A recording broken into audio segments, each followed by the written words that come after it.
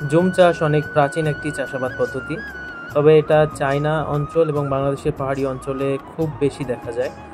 তো দেখো, জুম চাষ করার পর পাকা ধানগুলো কিভাবে সুন্দর করে একটা একটা করে বাছাই করে তারা নিয়েছে এবং সেগুলো সুন্দর করে বেঁধে নারী পুরুষ নির্বিশেষে এমনকি ছোট বাচ্চারাও এখানে আর কি দেখা যাচ্ছে।